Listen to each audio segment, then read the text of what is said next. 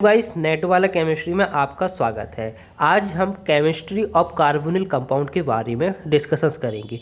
जो आपका carbonyl compound होता है, जो आपका न्यूक्लियोफाइल होता है, वो आपके कार्बोनिल कार्बन के ऊपर अटैक करता है। तो आपको कार्बोनिल कंपाउंड की रिएक्टिविटी देखना है। अगर आपका कोई न्यूक्लियोफाइल आ रहा है तो सबसे पहले किस कार्बन कंपाउंड के ऊपर अटैक करेगा।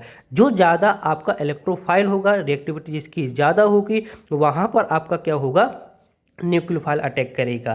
ठीक है, इसके साथ साथ आपको रिएक्शंस भी देखना है कि यहाँ पर क्या हो रही है, न्यूक्लियोफिलिक सब्स्टिट्यूशन रिएक्शंस हो रही है कि न्यूक्लियोफिलिक एडिशन रिएक्शंस हो रही है। अगर कोई सब्स्टिट्यूशन ग्रुप आपका कार्बोनिल कंपाउंड के ऊपर लगा है तो वहाँ पर न्यूक्लियोफिलिक सब्स्टिट्यूशन रिएक्शंस होती है, क्योंकि वहाँ से क्या हो जाता है, आपका जो लिविंग ग्रुप होता है वो हट जाता है। ठीक है, अगर सब्स्टिट्यूशंस नहीं है तो आपकी न्यूक्लियोफिलिक एडिशन रिएक्शंस होती हैं। तो कार्बन कंपाउंड में हम आप तो यही डिस्कस करने वाले हैं। ठीक है, तो यहाँ पर कुछ आपके कंपाउंड हैं, जैसे ये इसको अपन क्या बोलते हैं, स्पारो कंपाउंड बोलते हैं, है ना। दो रिंग आपस में ऐड हुई हैं और एक ही कार्बन से ऐड हैं। ठीक है, और जो नेक्स्ट होता है इसको अपन क्या बोलते हैं, फ्यूज सिस्टम बोलते हैं। दो रिंग है आपस में है, दो कार्बन से ये ऐड होती हैं। और जो तीसरा आपका होता है ये ब्रिजिंग है। दो रिंग आपस में ऐड होती हैं, उनके बीच में एक ब्रिज होता है ना। तो इसको अपन ब्रिज साइक्लिक बाईसाइक्लिक बोलते हैं। ठीक है, तो आज हम आपको रिएक्शन ऑफ कार्बन कंपाउंड के बारे में डिस्कशंस करेंगे। ठीक है, आपको देखना है कि यहाँ पर न्यूक्लियोफिलिक सब्स्टिट्यूशन रिएक्शंस हो रही है कि न्यूक्लियोफिलिक एडिशन रिएक्शंस हो रही है। ठीक है, तो ये आपका क्या है, कंपाउंड हो गया। ठीक है, ये आपका रिजेंट हो गया, है ना, जिसे हम आपको ग्रेगनार रिजेंट के नाम से जानते हैं। तो यहाँ पर MgBr और पीएच है ना, फेनिल क्या हो गया, आपका न्यूक्लियोफाइल हो गया। ठीक है, और ये क्या हो गया, आपका कार्बोनिल कंपाउंड हो गया। तो यहाँ पर क्या है ना, यहाँ पर आपको क्या दिख रही है, इसकी इलेक्ट्रोफिलिसिटी दिख रही है। ये न्यूक्लियोफाइल है, ये इसके ऊपर अटैक कर देगा, है ना। अटैक करेगा तो ऑक्सीजन के ऊपर क्या आ जाएगा, माइनस चार्ज आ जाएगा, है ना। अब OMe क्या होता है, अच्छा लिविंग ग्रुप होता है। तो यहाँ से क्या होगा, OMe आपका बाहर निकल जाएगा, है ना। तो यहाँ पर क्या हो गया, यहाँ पर न्यूक्लियोफाइल आया और लिविंग ग्रुप बाहर निकल गया। तो इसको हम क्या बोलेंगे, न्यूक्लियोफिलिक सब्स्टिट्यूशन रिएक्शंस हो रही है। ठीक है, यहाँ पर हमने करवा दिया। अब यहाँ पर हम देखते हैं कि देखो यहाँ पर क्या होता है, आपका कार्बोनिल कंपाउंड होता है जो पार्शियली पॉजिटिव होता है, और ऑक्सीजन क्या होता है, आपका पार्शियली नेगेटिव चार्ज। तो जो ये वाली जो कार्बन होती है वो इलेक्ट्रोफिलिक होती है ना, इलेक्ट्रॉन डेफिशिएंट होती है ना, इसके पास इलेक्ट्रॉन की कमी होती है। ठीक है, तो यहाँ पर हम नेक्स्ट जो रिएक्शन है उसको हम देखते हैं। जो आपका फेनिल है ये न्यूक्लियोफाइल है, ये किसके ऊपर अटैक करेगा, कार्बोनिल के ऊपर अटैक करेगा। अब यहाँ पर CH3 ग्रुप लगा हुआ है, यहाँ पर फेनिल ग्रुप लगा हुआ है, तो दोनों क्या है, बाहर निकल नहीं सकते हैं, स्ट्रॉन्ग बॉन्ड बनाते हैं कार्बन के साथ, है ना। तो यहाँ पर कोई लिविंग ग्रुप नहीं है, तो यहाँ पर सिर्फ क्या होगा, न्यूक्लियोफाइल यहाँ पर अटैक होगा और वर्कअप करने के बाद यहाँ पर कार्बोनिल से क्या हो जाएगा, एल्कोहल का निर्माण हो जाएगा। ठीक है, तो न्यूक्लियोफिलिक एडिशन रिएक्शंस, अगर कोई लिविंग ग्रुप बाहर नहीं निकल रहा है तो उसको हम क्या बोलेंगे, न्यूक्लियोफिलिक एडिशन रिएक्शंस बोलते हैं। ठीक है, आपको याद रखना है, if carbonyl compounds containing leads leaving group substitution occurs, otherwise addition. आपको याद रखना, अगर कंटेनिंग लिविंग ग्रुप है तो सब्स्टिट्यूशन होगा, अदरवाइज एडिशन रिएक्शंस होगी। ठीक है, अब आपको यहाँ पर इसकी रिएक्टिविटी बताना है। ठीक है, आपको हम चार पांच ऑप्शंस दे रहे हैं, तो आपको उसकी रिएक्टिविटी बताना है कि कौन सी आपकी रिएक्टिविटी सबसे ज़्यादा होगी। तो यहाँ पर देखो आप, ये कंपाउंड दिया गया है फर्स्ट, है ना, तो RC+O Cl। तो Cl क्या कर रहा है, -I इफेक्ट इसकी इलेक्ट्रोफिलिसिटी को इंक्रीज कर रहा है और सब्स्टिट्यूशन रिएक्शंस हो रही है। ठीक है, अब बी ऑप्शंस में देखो एल्डिहाइड दिया गया है ना, एल्डिहाइड दिया गया है। तो यहाँ पर भी क्या होती है, यहाँ पर इसका भी इलेक्ट्रोफिलिक नेचर सबसे अच्छा होता है, लेकिन इन कंपैरिजन तो अगर Cl का देखा जाए तो इसका क्या है, आपकी रिएक्टिविटी सबसे ज़्यादा हो जाएगी, क्योंकि यहाँ पर Cl जो है वो -I इफेक्ट लगा रहा है। यहाँ पर क्या हो रहा है, यहाँ तो +I से दे रहा है, यहाँ ही +I से दे रहा है, लेकिन H आपका I नहीं लगा रहा, ना +I ना -I, लेकिन Cl आपका -I लगा रहा है, तो इसकी रिएक्टिविटी ज़्यादा हो जाएगी इन कंपेरिजन टू एल्डिहाइड। और यहाँ पर C ऑप्शन में देखो, यहाँ पर +I से दे रहा है, यहाँ पर +I से दे रहा है, तो इस वाले कार्बन के ऊपर ये क्या कर रहा है, +I से इलेक्ट्रोडेंसिटी को बढ़ा रहा है ना, तो इसकी रिएक्टिविटी कम हो जाएगी, एल्डिहाइड से कम हो जाएगी। ठीक है, अब ऑप्शन D और ऑप्शन E काफ़ी इंपॉर्टेंट है, आपको इसको बहुत अच्छे से समझना है। ठीक है, यहाँ पर क्या है, R लगा हुआ है, कोई भी आपका मैथिल एथिल ब्यूटिल कोई भी एल्किल ग्रुप लगा हुआ है। ठीक है, यहाँ पर भी लगा हुआ है, दोनों सेम है, कार्बोनिल भी दोनों सेम है, लेकिन कहाँ डिफरेंट है, OMe और NH2 में डिफरेंट है। तो ऑक्सीजन के ऊपर क्या है, नेगेटिव चार्ज है। नाइट्रोजन के पास, ऑक्सीजन के पास लॉन पेयर है और नाइट्रोजन के पास भी लॉन पेयर है। अब जो लॉन पेयर है वो कहाँ जा रहे हैं, डिलोकलाइजेशन में जा रहे हैं। तो ऑक्सीजन और नाइट्रोजन में क्या होती है, ऑक्सीजन की इलेक्ट्रोनेगेटिविटी ज़्यादा होती है, तो वो अपने इलेक्ट्रॉन अपने पास ही रखेगा, डोनेट नहीं करेगा, है ना। तो यहाँ पर क्या होगा, नाइट्रोजन पहले अपने इलेक्ट्रॉन को डोनेट कर देगा, नाइट्रोजन अपने जो इलेक्ट्रॉन है ना पहले डोनेट कर देगा। तो यहाँ पर आप देखो नाइट्रोजन क्या कर रहे हैं, इलेक्ट्रॉन को डोनेट कर रहे हैं। तो इस वाले कार्बन के ऊपर इलेक्ट्रोफिलिसिटी को इंक्रीज कर देगा, इलेक्ट्रो डेंसिटी इंक्रीज कर जाएगी, है ना। तो ये अच्छा रिएक्टिव नहीं होगा इन कंपेरिजन टू ऑक्सीजन वाला, ठीक है। तो ये ज़्यादा रिएक्टिव होगा, ये कम रिएक्टिव होगा। सबसे पहले आपका ए ऑप्शन आएगा, है ना, हमने लिखा है यहाँ पर सबसे पहले आपका ए ऑप्शन आ रहा है, ठीक है ना। उसके बाद आपका बी ऑप्शन, क्योंकि एल्डिहाइड है ना, एल्डिहाइड और यहाँ पर कीटोन में क्या है, एल्डिहाइड की रिएक्टिविटी ज़्यादा होती है, फिर आपकी कीटोन वाले की होती है। और इन दोनों में हमने बता दिया है कि जो ई वाला है ना, नाइट्रोजन है, अपने इलेक्ट्रॉन को दे रहा है, इलेक्ट्रोडेंसिटी को बढ़ा रहा है, तो रिएक्टिविटी कम हो जाएगी, इलेक्ट्रोफिलिसिटी कम हो जाएगी, तो इसकी डी की ज़्यादा होगी, डी के बाद आपकी ए की ज़्यादा हो जाएगी। इस प्रकार से आपको केमिस्ट्री और कार्बन कंपाउंड में जो भी रिएक्शंस होगी, जो भी रिएक्टिविटी होगी, उस आधार पर आपको न्यूक्लियोफाइल को ऐड कराना है, ठीक है। आगे हम देखते हैं, जैसे आपको एक एग्जाम्पल समझा रहे हैं, ठीक है। ये आपका एक रिएक्टेंट हो गया, ठीक है। यहाँ पर हमने लिथियम एल्यूमिनियम हाइड्राइड, टोसाइल क्लोराइड, फिर लिथियम एल्यूमिनियम हाइड्राइड डाला है। ये क्या कर रहा है, इस वाले कंपाउंड से, ये रिएक्टेंट से आपको क्या बना रहा है, टोल्यूइन का निर्माण कर रहा है। ये कैसे बना आपको हम समझाएंगे। लिथियम एल्यूमिनियम हाइड्राइड क्या कहलाता है, यहाँ से क्या होगा, आपका हाइड्राइड आयन बाहर निकलेगा, ठीक है। ये न्यूक्लियोफाइल है, आपको दिख रहा है, तो कहाँ पर अटैक करेगा, इलेक्ट्रोफाइल के ऊपर। इलेक्ट्रोफाइल आपको कार्बन कंपाउंड दिख रहा है और Cl अच्छा लिविंग ग्रुप होता है, बाहर निकल जाएगा। H यहाँ पर आया, O के ऊपर क्या आ जाएगा, माइनस चार्ज आ जाएगा, है ना। अब Cl क्या होता है, अच्छा लिविंग ग्रुप होता है, बाहर निकल जाएगा, एल्डिहाइड का फॉर्मेशन हो जाएगा, है ना, एल्डिहाइड का फॉर्मेशन होगा। अब जो अभी भी अपने रिएक्शंस में लिथियम एल्यूमिनियम हाइड्राइड तो अभी भी प्रेजेंट है ना। अब फिर यहाँ से हाइड्राइड आएगा तो इसके ऊपर अटैक कर देगा, है ना। जैसे ही अटैक करेगा तो यहाँ पर ऑक्सीजन के ऊपर नेगेटिव चार्ज, यहाँ पर CH हो जाएगा, तो CH2OH वर्कअप करने के बाद, ठीक है, ये बन जाएगा। अब यहाँ पर सेकंड ऑप्शन में क्या डाला है हमने, टोसाइल हाइड्रोक्साइड, तो टोसाइल क्लोराइड डाला। तो क्लोराइड अच्छा लिविंग ग्रुप होता है, टोसाइल के ऊपर क्या आएगा, आपका पॉजिटिव चार्ज आएगा। ऑक्सीजन के पास क्या है, लॉन पेयर प्रेजेंट होते हैं, ये क्या कर देगा, इसके ऊपर अटैक कर देगा, तो OTS बना देगा, है ना। OTS बना दिया, H बाहर निकला और Cl बाहर निकला, तो HCl गैस आपकी बाहर निकल जाएगी।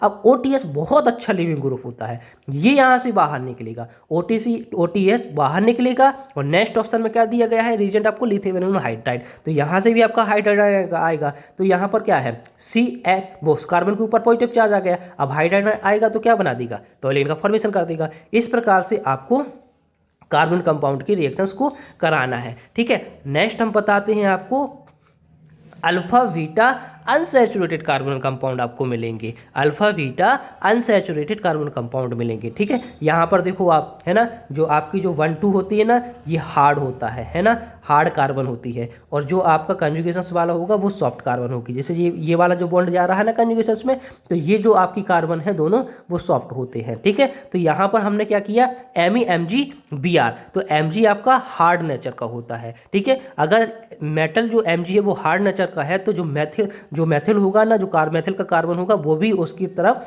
हार्ड की तरफ ही बिहेव करेगा। तो यहाँ पर 1,2 एडिशन होगी, तो जो आपका Ame जो न्यूक्लियोफाइल है वो यहाँ पर 2 पोजीशन पर क्या करेगा, अटैक करेगा। जैसे यहाँ पर 2 पोजीशन पर अटैक कर दिया, यहाँ पर क्या है, वर्कअप करने के बाद OH हो जाएगा, है ना, काउंटर आयन के रूप में आपका O नेगेटिव और MgBr पॉजिटिव आ जाएगा।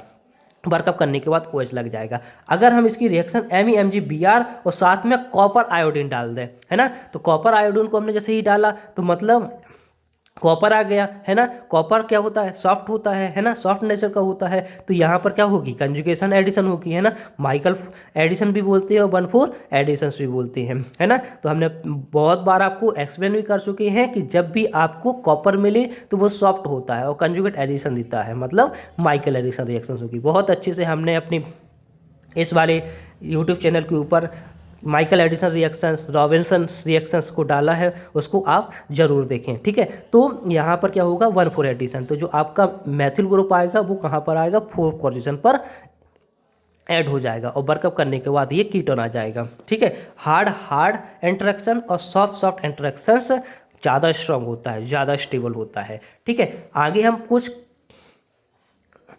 कंजुगेट एडिशन और डायरेक्ट एडिशंस के बारे में बताएंगे कि कौन कौन से आपके रिएजेंट कंजुगेट एडिशंस कर सकते हैं और कौन कौन से आपके डायरेक्ट एडिशंस करते हैं। ठीक है, जो कंजुगेट एडिशन होता है वो सॉफ्ट न्यूक्लियोफाइल होता है ना, और जो डायरेक्ट एडिशन होता है वो हार्ड न्यूक्लियोफाइल होता है। जो हार्ड न्यूक्लियोफाइल होगा ना, जैसे Mg हो गया, Li हो गया, ये हार्ड न्यूक्लियोफाइल होते हैं ना, जिसके साथ भी जुड़े होंगे तो हार्ड नेचर बिहेव करेंगे। देखो Me2 कॉपर लिथियम है ना, ये आपका गिलमार रीजन होता है। कॉपर सॉफ्ट होता है ना, कॉपर सॉफ्ट है तो 1,4 एडिशन करेगा है ना, तो सॉफ्ट न्यूक्लियोफाइल की तरह बिहेव करेगा और कंजुगेट एडिशन करेगा। RMgX और साथ में कॉपर, ये भी अगर Mg के साथ में कॉपर है तो क्या करेगा, ये कंजुगेट एडिशन करेगा। ठीक है, और सोडियम और साथ में लिक्विड अमोनिया, इसे हम बर्च रिडक्शंस पढ़ते हैं। ये काफ़ी इंपॉर्टेंट है CSIR नेट और गेट के लिए। ये रिएक्शन इतनी मोस्ट है कि हर बार आपको एग्जाम में देखने को मिलती है, तो इस रिएक्शंस को आप भूलें मत है ना, और हमेशा पढ़ के जाएं है ना, बहुत अच्छा क्वेश्चन आता है। ठीक है, और हार्ड न्यूक्लियोफाइल में हम देखते हैं RLi लिथियम है ना, हार्ड होता है तो हार्ड न्यूक्लियोफाइल की तरह बिहेव करेगा और डायरेक्ट एडिशन करेगा।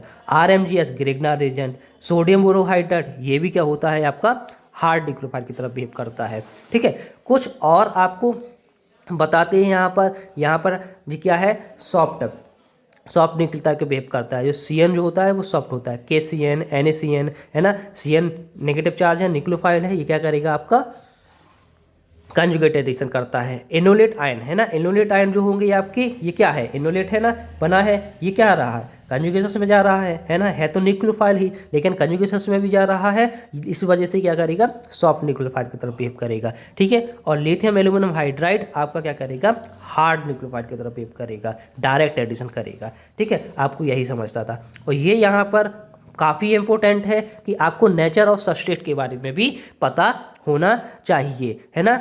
If electrophilic character is high, यदि आपका इलेक्ट्रोफिलिक कैरेक्टर हाई है तो डायरेक्ट एडिशन होगी, इज प्रीफर्ड है ना, direct addition is preferred, direct addition कराना है आपको। इलेक्ट्रोफाइल जितना ज़्यादा होगा, हमने अभी प्रीवियस यहाँ पर बताया है कि मतलब कीटोन के साथ Cl जुड़ा हुआ है तो ये क्या लगाता है आपका -I। जो हैलोजन होते हैं हमेशा क्या लगाते हैं, वो इंडक्टर इफेक्ट ही शो करते हैं, ना कि मीजोमेरिक इफेक्ट, क्योंकि यहाँ पर इसके पास भी लॉन पेयर प्रेजेंट होते हैं, लेकिन ये क्या करता है, प्लस M इफेक्ट शो नहीं करता है। यहाँ पर एल्डिहाइड है, यहाँ पर क्या है, Cl है ना, ये क्या कर रहा है, इसकी इलेक्ट्रोफिलिसिटी को डिक्रीज कर रहा है ना, मतलब यहाँ पर क्या है, इलेक्ट्रोडेंसिटी क्या है, कम हो रही है तो इलेक्ट्रोफिल नेचर बढ़ जाएगा। यहाँ पर एल्डिहाइड है तो ये H क्या कर रहा है, ना तो बढ़ा रहा है किसी से ना कम कर रहा है, तो एल्डिहाइड और Cl Br ये सब लगे हुए होंगे तो यहाँ पर क्या होगा, यहाँ पर इलेक्ट्रोफिलिसिटी इंक्रीज कर जाएगी और डायरेक्ट एडिशन होता है। तो एक मोस्ट एग्जाम्पल है वो आपको बहुत अच्छे से समझना है। यहाँ पर हम फर्स्ट एग्जाम्पल को बताते हैं। यहाँ पर क्या है, यहाँ पर एक तो कंजुगेशन हो रही है ना, और कार्बोनिल कंपाउंड भी आपको दिख रहा है, और कार्बोनिल कंपाउंड कैसा है, एल्डिहाइड टाइप का है। ठीक है, और फर्स्ट में हमने क्या डाला है, ब्यूटिल लिथियम, और जो आपका टेम्परेचर है -70 degree centigrade to 20 degree centigrade, और साथ में वाटर वर्कअप के लिए डाला गया है। तो ब्यूटिल लिथियम क्या होता है आपका, हार्ड नेचर का होता है, लिथियम का होता है हार्ड नेचर का होता है, तो 1,2 डायरेक्ट एडिशन करेगा। तो जो ब्यूटिल है आपका न्यूक्लियोफाइल है तो ये अटैक कर देगा, तो ये डायरेक्ट एडिशन कर देगा, कर रहा है डायरेक्ट एडिशन है ना, तो 1,2 डायरेक्ट एडिशन कर दिया। ओ के ऊपर नेगेटिव चार्ज था है ना, नेक्स्ट हमने वर्कअप के लिए वाटर डाला था तो यहाँ पर वर्कअप हो जाएगा है ना, ये है। अब यहाँ पर ये एग्जाम्पल को देखो, यहाँ पर क्या है, एमाइड है ना, और साथ में क्या डाला गया है, ब्यूटिल लिथियम और वाटर, मतलब जो रीजेंट ऊपर थे वही रीजेंट यहाँ पर हैं और रिएक्टेंट बस चेंज हुए हैं। ठीक है, अब यहाँ पर आपको देखना है ये क्या है, आपका एमाइड है, तो यहाँ पर क्या है, लॉन पेयर प्रेजेंट है ना, ये क्या करेगा, ये डिलोकलाइजेशन में जा रहे हैं, तो इस वाले जो कार्बन के ऊपर क्या हो रही है, इलेक्ट्रोडेंसिटी को ये इंक्रीज कर रहा है, इस वजह से इसकी रिएक्टिविटी कम हो जाएगी। इलेक्ट्रोफाइल की जो रिएक्टिविटी कम होगी और रिएक्टिविटी कम होगी तो क्या करेगा, ये कंजुगेट एडिशन करेगा, 1,4 डायरेक्ट एडिशन होगा है ना, तो 1,4 कंजुगेट एडिशन यहाँ पर होगी, तो 1 2 3 4, तो जो ब्यूटल आएगा वो 4 पोजीशन पे आएगा, और यहाँ वर्कअप करने के बाद आपका क्या आ जाएगा, कीटोन कर देंगे, है ना, टॉटोमराइज करके यहाँ पर H जुड़ जाएगा। तो यहाँ पर देखो क्या है, आपकी रिएजेंट तो सेम है लेकिन रिएक्टेंट डिफरेंट होने के कारण प्रोडक्ट में भी डिफरेंट आएगा, है ना। ये स्टीरियो सेलेक्टिविटी कहलाती है ना। तो आपका क्या है, एक तो देखो रिएक्टेंट तो दोनों डिफरेंट है, रिएजेंट सेम है, लेकिन आपके प्रोडक्ट भी क्या हो रहे हैं, डिफरेंट बन रहे हैं, है ना। तो यहाँ पर डिफरेंट प्रोडक्ट बन रहे हैं तो समझ लो स्टीरियो स्पेसिफिक रिएक्शंस हो रही है ना। रिएक्टेंट से दोनों आपके क्या बन रहे हैं, प्रोडक्ट डिफरेंट आ रहे हैं। तो यहाँ पर आपको याद रखना है सिर्फ रिएक्टेंट को, रिएक्टेंट है ना, नेचर ऑफ सबस्ट्रेट कैसा है। नेक्स्ट जो रिएक्शंस है यहाँ पर देखो, यहाँ पर क्या है, alpha beta unsaturated carbon compound आपको दिया गया है PHSH। यहाँ पर जो सल्फर की लोन पेयर है वो फेनी रिंग में क्या हो रहे हैं, कंजुगेट हो रहे हैं, तो सॉफ्ट न्यूक्लियोफाइल कहलाएगा। और सॉफ्ट न्यूक्लियोफाइल है तो क्या करता है, 1,4 कंजुगेट एडिशंस करता है। तो यहाँ पर क्या हो जाएगी, ये यहाँ आएगा, यहाँ आएगा और न्यूक्लियोफाइल यहाँ पर अटैक कर देगा। यहाँ पर जैसे ये अटैक किया है ना, अब ये क्या है, इसकी जो लोन पेयर थी है ना, यहाँ पर ऐड हुए। अब यहाँ पर क्या है, जैसे इसने दिए तो पॉजिटिव चार्ज आ गया, ठीक है, 3 बॉन्ड बन गए। अब यहाँ से क्या होगा, प्रोटॉन बाहर निकलेगा, यहाँ पर कंजुगेशन करने के बाद यहाँ पर वर्कअप हो जाएगा, है ना। इस प्रकार से हम रिएक्शंस को करते हैं, ठीक है।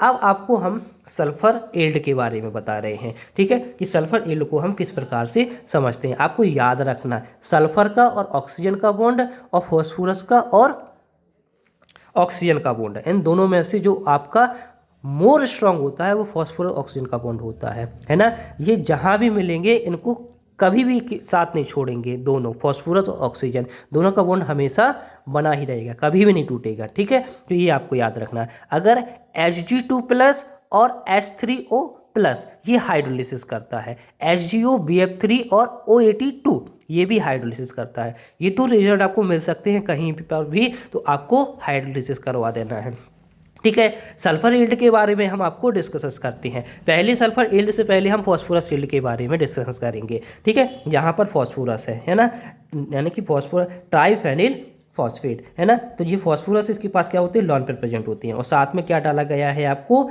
मेथल आयोडाइड डाला गया है। तो आयोडीन अच्छा लीविंग ग्रुप होता है, यहाँ से बाहर निकलेगा, इसके ऊपर पॉजिटिव चार्ज आएगा, तो फॉस्फोरस की जो लॉन पेयर होंगे वो इससे बॉन्ड बना लेंगे, बॉन्ड बना लिया। अब यहाँ पर हमने क्या डाला है, बेस को डाला है। बेस क्या करेगा, यहाँ से एसिडिक प्रोटोन को बाहर निकालेगा, माइनस चार्ज आ जाएगा, है ना। ये और ये आपका बॉन्ड बना लेंगे, है ना। तो इसी को अपन बोलते हैं फॉस्फोरस ईल्ड, है ना। फॉस्फोरस ईल्ड को आपको याद रखना है। और सल्फर ईल्ड में क्या होता है, आपका डाईमेथिल सल्फाइड होता है, ठीक है। तो सल्फर के ऊपर भी क्या होते हैं, लोन पेयर प्रेजेंट होती हैं। और साथ में मेथिल आयोडाइड को डाला है। आयोडीन अच्छा लीविंग ग्रुप होता है, ये बाहर निकल जाएगा, कार्बन के ऊपर आएगा पॉजिटिव चार्ज, तो सल्फर के इलेक्ट्रॉन इसके ऊपर अटैक कर देगा। जैसे ही अटैक कर देगा, अब यहाँ पर हमने बेस को डाला है, तो CH3 अच्छा, यहाँ से क्या होगा, एसिडिक प्रोटोन बाहर निकल जाएगा, तो यहाँ पर क्या आ गया, CH2 नेगेटिव चार्ज। तो ये इसको अपन बोलते हैं सल्फर ईल्ड बोलते हैं, है ना। आपको याद रखना है, ठीक है। अब आपको रिएक्शंस बता रहे हैं कि सल्फर ईल्ड किस प्रकार से रिएक्शंस करता है। इसको अपन क्या बोलते हैं, सल्फोनियम आयन बोलते हैं। जो हमने बनाया है ना, इसका नाम जो सल्फर ईल्ड है ना, इसको सल्फोनियम आयन से रिप्रेजेंट करते हैं। अब यहाँ पर क्या करेगा, ये जो न्यूक्लियोफाइल दिख रहा है और कार्बोनिल आपको इलेक्ट्रोफाइल दिख रहा है, ये इसके ऊपर अटैक कर देगा। जैसे इसने अटैक किया, अब यहाँ पर अटैक करने के बाद क्या है, ऑक्सीजन के ऊपर नेगेटिव चार्ज आया। अब यहाँ से क्या है, सल्फर और Me2 बाहर निकल जाएगा, है ना। डाइमेथिल सल्फाइड आपका बाहर निकल जाएगा, इसके ऊपर पॉजिटिव चार्ज आएगा, ये दोनों क्या कर ले, बॉन्ड बना लेंगे। तो यहाँ पर क्या होता है, एपॉक्साइड का फॉर्मेशन करता है। जो सल्फर ईल्ड होता है, या तो ये एपॉक्साइड का करेगा या साइक्लोप्रोपेन रिंग बनाएगा, है ना, प्रोपेन रिंग बना देगा, साइक्लोप्रोपेन रिंग का फॉर्मेशन कर देगा। ये कब होता है, ये हम आपको बताते हैं। जैसे यहाँ पर हमने मान के चलो, हमने फॉस्फोरस ईल्ड को डाल दिया, ये यहाँ पर न्यूक्लियोफाइल है, ये इसके ऊपर क्या करेगा, ये इसके ऊपर अटैक करेगा, है ना, अटैक करेगा तो क्या बनाएगा, ये बना देगा। अब फॉस्फोरस के ऊपर पहले से पॉजिटिव चार्ज है और ऑक्सीजन के ऊपर क्या आ गया, नेगेटिव चार्ज, तो ऑक्सीजन का और फॉस्फोरस का बॉन्ड काफ़ी स्ट्रांग होता है, बना लेगा। अब यहाँ से क्या होता है, इन दोनों ने क्या 1 2 3 4 मेंबर रिंग का फॉर्मेशन कर दिया। अब देखो, ये वाला बॉन्ड का फॉर्मेशन हुआ है और ये वाले बॉन्ड का फॉर्मेशन हुआ है, तो ये दोनों बॉन्ड आपके ब्रेक नहीं होंगे। ये बॉन्ड ब्रेक होगा, ऑक्सीजन कार्बन ऑक्सीजन की नेगेटिविटी ज़्यादा होती है, और यहाँ से ये बॉन्ड ब्रेक होगा, तो प्लस चार्ज और माइनस चार्ज, यहाँ पर एल्किन का फॉर्मेशन हो जाता है। यहाँ पर हमने एल्किन का फॉर्मेशन किया और PPS3 डबल बॉन्ड O आपका बाहर निकल जाएगा, क्योंकि ऑक्सीजन का फॉस्फोरस का बॉन्ड काफ़ी स्ट्रांग होता है। तो फॉस्फोरस आपका क्या बनाता है, एल्कीन का फॉर्मेशन करता है। और जो सल्फर ईल्ड होता है या तो वो एपॉक्सीडेशन करेगा या साइक्लोप्रोपेन रिंग का फॉर्मेशन करेगा, आपको याद रखना है। और यहाँ पर भी आपको फॉस्फोरस ईल्ड में आपको ये याद रखना है कि अगर स्टेबलाइज्ड है ना, स्टेबलाइज है, कंजुगेशंस में जा रहा है, तो मान के चलना कि यहाँ पर आपका ई प्रोडक्ट मतलब ट्रांस एल्कीन का फॉर्मेशन होने वाला है। अगर डीस्टेबलाइज है फॉस्फोरस ईल्ड तो जेड एल्कीन मतलब सिन एल्कीन का फॉर्मेशन करेगा। यहाँ पर सल्फर ईल्ड के बारे में हम समझ रहे हैं कि सल्फर ईल्ड क्या करेगा, आपको याद रखना है, ठीक है। तो सल्फर ईल्ड में क्या होगा, सल्फर ईल्ड में स्टेबलाइज है तो साइक्लोप्रोपेन रिंग बनाना है, और नॉन स्टेबलाइज है तो एपॉक्सीडाइज बनाना है। आपको हम बताते हैं कि किस प्रकार से एपॉक्सीडेशन बनेगा और किस प्रकार से साइक्लोप्रोपेन रिंग बनेगा, कौन स्टेबलाइज होता है और कौन अनस्टेबलाइज होता है, इसके बारे में हम डिस्कस करेंगे। यहाँ पर एग्जाम्पल को समझना, ठीक है। अब यहाँ पर क्या है, ये आपको दिया गया है, ये क्या है, आपकी सल्फर ईल्ड है। सल्फर ईल्ड है ना, सल्फर ईल्ड बनाया हमने, इसी को अपन बोलते हैं सल्फोक्सोनियम आयन। तो जो आपका नेगेटिव चार्ज है ये क्या कर रहा है, यहाँ पर क्या है, कंजुगेशंस में जा रहा है। तो ये क्या हो जाएगा, आपका स्टेबलाइज सल्फर ईल्ड हो जाएगा। अगर स्टेबलाइज होता है तो क्या बनता है, साइक्लोप्रोपेन रिंग। अब यहाँ पर कंजुगेशन में जा रहा है तो ये वाला जो न्यूक्लियोफाइल है वो सॉफ्ट हो जाएगा, है ना। और alpha beta unsaturated carbon compound आपको दिख रहा है, तो कहाँ अटैक करेगा, 1,2 एडिशन करेगा कि 1,4 एडिशन करेगा, 1,4 एडिशन करेगा ना, क्योंकि यहाँ पर क्या हो रहा है, न्यूक्लियोफाइल कंजुगेशंस में जा रहा है, स्टेबलाइज है ना। तो 1,4 आपको एडिशन कराना है, तो न्यूक्लियोफाइल यहाँ अटैक करेगा। तो यहाँ पर देखो डबल बॉन्ड आ गया, ऑक्सीजन के ऊपर नेगेटिव चार्ज आ गया, और इस वाली कार्बन का बॉन्ड इस वाली कार्बन से बन गया, तो ये आपका बॉन्ड का फॉर्मेशन हो जाएगा, है ना। अब ये यहाँ से बाहर निकलेगा, ये यहाँ से बाहर निकल जाएगा, ऑक्सीजन का बॉन्ड कंजुगेशन में आएगा, ये कंजुगेशन में आएगा तो यहाँ पर डबल बॉन्ड आ जाएगा, यहाँ पर नेगेटिव चार्ज, यहाँ पर पॉजिटिव चार्ज। तो ये क्या कर लेगा, नेगेटिव चार्ज पॉजिटिव चार्ज क्या बना देंगे, बॉन्ड का फॉर्मेशन कर देंगे, है ना। तो ये आपका क्या बन गया, साइक्लोप्रोपेन रिंग बन गई ना, है ना। तो यही आपको बनानी थी। अब यहाँ पर देखो, यहाँ पर क्या है, ये आपको सल्फर ईल्ड दिख रही है, लेकिन ये नेगेटिव चार्ज कहीं पर भी स्टेबलाइज नहीं हो रहा है, इसको बोलते हैं नॉन स्टेबलाइज, है ना। ये क्या करेगा, जो अगर आपका सल्फर ईल्ड क्या होगा, नॉन स्टेबलाइज होगा तो एपॉक्सीडेशन का फॉर्मेशन करता है, तो ये करेगा आपका डायरेक्ट एडिशन। तो यहाँ पर आपकी रिएक्शंस होगी, तो न्यूक्लियोफाइल आपका डायरेक्ट एडिशन करेगा, तो ये डायरेक्ट आ गया, यहाँ से क्या होगा, डाइमेथिल सल्फोक्साइड बाहर निकलेगा, तो ये पॉजिटिव चार्ज ये नेगेटिव चार्ज आकर मतलब बॉन्ड बना लेंगे, तो यहाँ पर एपॉक्सीडेशन का फॉर्मेशन हो जाता है ना। इस प्रकार से हम केमिस्ट्री और कार्बन कंपाउंड के बारे में डिस्कस करते हैं। इसकी नेक्स्ट वीडियो भी हम बनाएंगे। जब तक आपका केमिस्ट्री और कार्बन कंपाउंड का पूरा टॉपिक कंप्लीट नहीं होगा तब तक हम इसकी वीडियो बनाते रहेंगे। बहुत अच्छे से आप इसको समझना और पढ़ना। Thank you, happy learning wise.